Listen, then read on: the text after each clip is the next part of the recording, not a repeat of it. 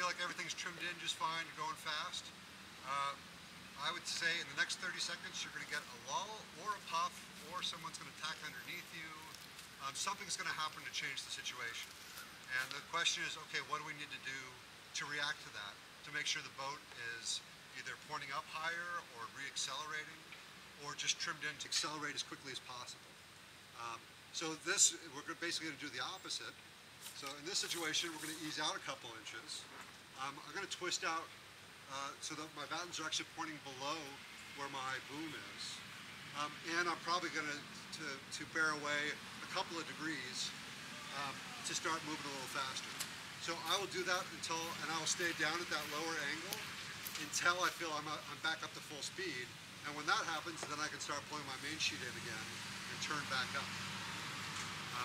So when you're sailing along, you're going to be doing this all constantly. I bet there's probably no more than 30 seconds where you're able to keep the main sheet in one place. I am constantly adjusting back and forth whenever I feel slow, whenever I need to pinch a little bit. And it's just figuring out, does the boat feel fast or does the boat feel slow? If you feel fast, pull your main sheet tight. Just keep pulling because then that points you right up. But you got to make sure as soon as you start to slow down to ease it back out and to power up again. And it's basically the same thing in a thistle, that as long as we feel fast, we'll try to trim in a little bit more to be able to poke up into the breeze a little bit. Hey Tim, okay. Yes. Your comment about a couple inches on the main, a couple of degrees. Yep. Is that a pretty good rule of thumb for all boats? Yeah, I would say at least for monohulls, for the kinds of boats that we're sailing. For those guys, it's probably going to be a little different for the multi-hulls. But for us, we're really just talking a matter of degrees here. So if I can point 2 degrees higher than the boat next to me for a minute, I probably have made a boat length further away from me. So it's fairly small increments. And in a sense, that's why you've got to figure out how to become more sensitive to, am I pointing higher, am I pointing lower, am I going faster or slower than a boat next to me? In those. And actually, so this is, I don't check them as much as I'm usually looking more at my telltales on my jib to see how my steering is. But I'd say probably every 20 seconds I'll look up at my main, especially if I feel the boat feels a little weird. First thing I want to do is look up and see if I've got flow or not. And in a sense, that is one of the ways you can tell what gear you're in. Because if I'm going fast and I want to point higher, I'm going to trim in enough that that's going to be stalling the whole time. So yeah. Tell me, flow, stalling, what does that mean in terms of position of those? Just help me with that. Well, so it's basically there's only 2 positions, at least for your leech telltales on your main. It's either flowing straight back or it's wrapped around, which is stalled. Thank you. So when you need speed, or if you want a twisted sail, meaning you want speed, then you want flow. So you want to have it flowing straight back. But as soon as you start trimming a little bit harder, that's when it's going to wrap around. And I know it's again, it's a little bit different for different boats. In the Thistle, I think we're stalled probably 3/4 of the time. 3/4.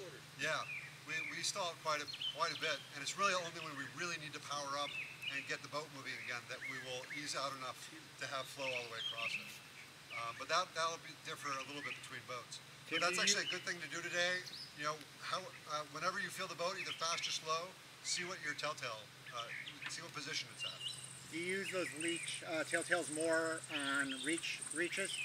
I don't think I ever listen or watch them on reaches. Okay. That's a good question. Maybe I should. Because that's where I use them more. Okay. And that is a good time because it is, you know, when you're reaching, especially with the spinnaker up, it's a little harder to tell whether you've got flow over your main, and that is a good way to use them. Okay, so let's go to a second scenario. And this one is something that is going to be pretty common this year, it looks like, with our wind conditions. So again, we start with 7 knots of breeze, and there's a puff coming down the course, and it's at 10 knots. So 10 knots is enough that we're going to have to start depowering a little bit. So we're going right between those the 2 positions of being powered up, like trying to get more power, and being overpowered. So what would be the steps when you start to get overpowered? So the absolute first thing that you can do to improve this is to know what's going to happen in advance of it happening. And that means having both the crew and the skipper, you're looking this way anyway, upwind. You should be able to see when the puffs are coming at you. And I know that my job, I used to sail J24s a lot as a foredeck, and my whole job on that boat upwind was to count down from about 20 to when the puff was going to hit us. And it's actually useful to do the countdown because you get better as you do it more, so that you know when a puff is going to hit. On this lake, I find that the puffs are really visible. So it's definitely one thing you just want to keep an eye on. So if you know you're about to get hit by a puff, you should be preparing for it before it hits you. If your boat suddenly starts to heel up and then you start thinking about it, you've already started to side slip. You've already probably started to slow down a little bit, and then you're reacting. So first thing is keep your eye open and plan on it. Okay, so what would be the steps that we would do to depower? So let's say it's the first puff of the day and you haven't really set your sails for this properly, but something that you will always or almost always do in a puff is called ease, hike, trim. So first thing you do is you ease your sails out to make sure to stop your heel. You hike out as much as possible to get the boat back flat, and then once you're flat again, you trim back in. This is, I'm doing this all the time. Basically, anytime the boat wants to heel over, it's good to stop that heel as much as possible and to get the boat back flat. It's better to do that and even to have part of your sail off than to be over on your ear, because when you do that, you slow down and you go sideways. But okay, so now we've been sailing out there for a little bit and we know there's puffs coming through, so we want to be prepared for them.